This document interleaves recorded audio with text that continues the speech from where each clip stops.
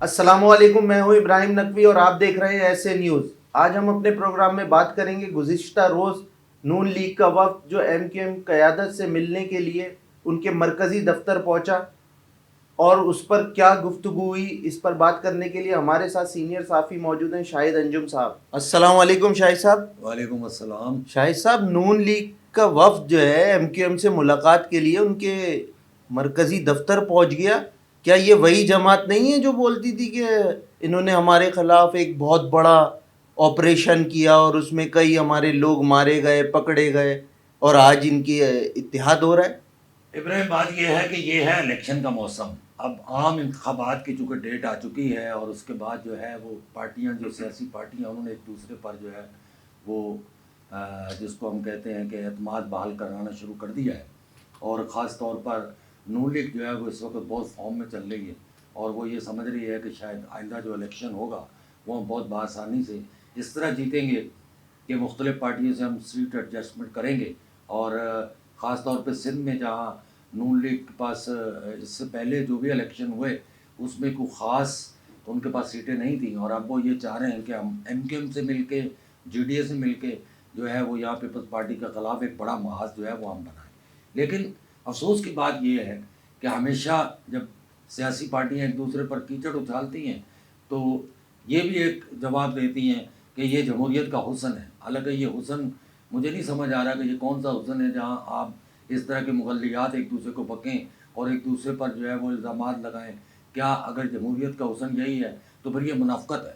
یہ تو بات یہ ہے کہ یہ جمہوریت کا حسن اس کو کہتے ہیں، یہ لاشوں پہ سے گزر کے جو انہوں نے اپنا ایک تماشا بنایا ہوا ہے سیاست کا، وہ مجھے آج تک سمجھ نہیں آیا۔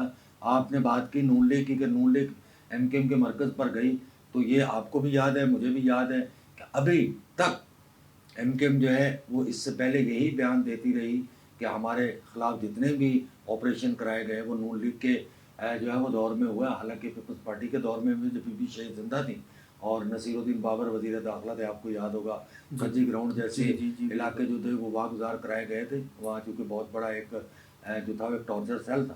لیکن یہ الزام نون لیگ پر زیادہ رہا کہ ہمارے خلاف فوجی آپریشن نون لیگ نے کرائے، اور نون لیگ سے کئی بار جو ہے وہ اس بات پر انہوں نے بالکل جو ہے وہ علیحدگی اختیار کی اور یہ کہا کہ شاید ہم آئندہ جو ہے وہ ان سے کبھی بھی ملاقات نہ کریں۔ لیکن آپ یہ دیکھیں کہ نون لیگ ہو، ایم کیو ایم ہو یا کوئی بھی اور پارٹی ہو، جب ان کے اپنے مطلب کی بات آتی ہے تو یہ ایک دوسرے سے مل بیٹھتے ہیں، ایک دوسرے سے بات بھی کرتے ہیں، اور عوام کو صرف اور صرف ایک لولی پاپ دیا جاتا ہے کہ ہم جمہوریت کے لیے بہت بڑا کام کر رہے ہیں۔ کون سی جمہوریت ہے؟ اس سے پہلے جو سیاسی پارٹیوں نے مل کر الیکشن لڑا، کتنے دن وہ چلی؟ اور اس کے ساتھ ساتھ ایک بات اور آپ کو بتا دوں کہ یہ ٹوٹل ایک ٹوپی ڈرامہ ہے۔ آج پیپلز پارٹی کی طرف سے جو الفاظوں کے نشتر جو ہے وہ داغے جا رہے ہیں، جو برسائے جا رہے ہیں، وہ مجھے بتائیں اس سے پہلے کیا پیپلز پارٹی اور نون لیگ نے مل کے جو ہے وہ 1.5 سال حکومت نہیں کی؟ ایم کیو ایم بھی ان کے ساتھ تھی۔ تو آج سندھ میں ایک بڑا محاذ بنانے کے لیے پیپلز پارٹی کے خلاف نون لیگ اور ایم کیو ایم، اور اب اس کے بعد جو ہے یہ جے you I Fazal Rahman group جو ہے وہ بھی اس میں شامل ہو گیا ہے، اور جی ڈی اے سے بھی ملاقاتیں، پیر بغارہ صاحب جو ہیں ان سے بھی ملاقاتوں کا سلسلہ شروع ہے۔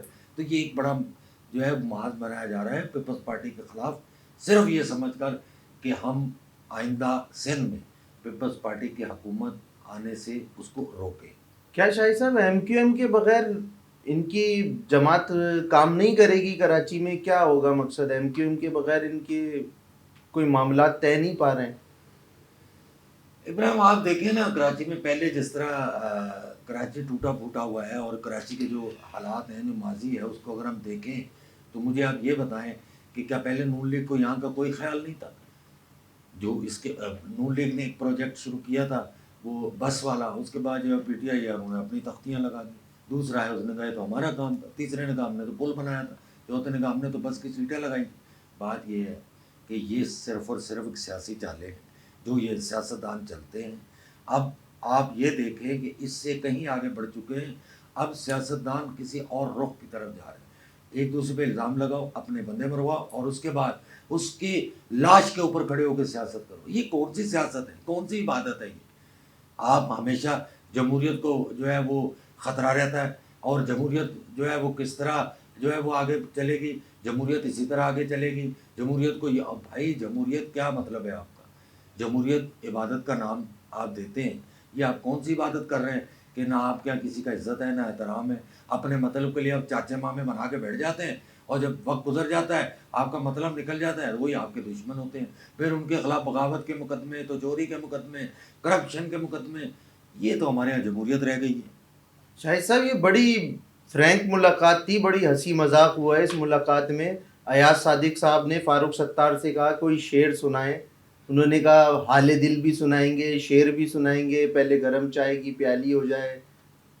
یہ تو سیاست. ابراہیم، یہ تو دیکھیں میں آپ کو بات بتاؤں، یہ تو بانی ایم کیو ایم سے بھی لوگ جو ہے وہ پہلے یہی تقاضا کرتے تھے کہ آپ کے منہ سے نکلے ہوئے لفظ جو ہیں وہ پھول کی طرح کھلتے ہیں، اور ہم آپ کے شعر سننا چاہتے ہیں، آپ کی باتیں سننا. اب وہی ایک طریقہ کار ہے. میں نے آپ سے کہا نا کہ سیاستدان کا اپنا رخ ہے، وہ اپنے رخ کو کس طرح سے جو ہے وہ موڑتا ہے، صرف اور صرف اپنی سیاست چمکانے کے لیے.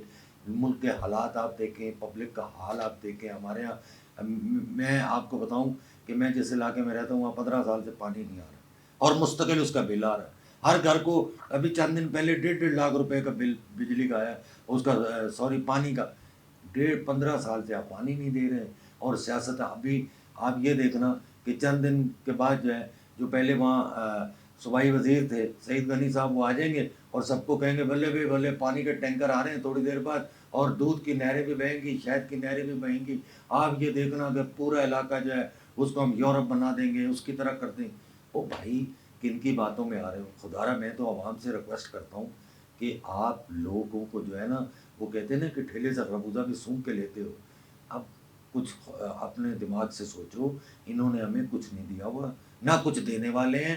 یہ صرف اور صرف ہمیں لالی پاپ دینے آتے ہیں اور دے کے چلے جاتے ہیں، اور ہمارے یہاں سادہ جو ہے وہ عوام ہے کہ وہ ان کے بہکاوے میں پھر آ جاتی ہے. جی یہ تھے سینئر صحافی شاہد انجم صاحب. کیا نون لیگ ایم کیو ایم کے بغیر شہر قائد میں اتحاد بنا پائے گی یا نہیں؟ ملتے ہیں مزید ولاگ کے ساتھ. دیکھتے رہیے ایسے نیوز. اللہ نگہبان.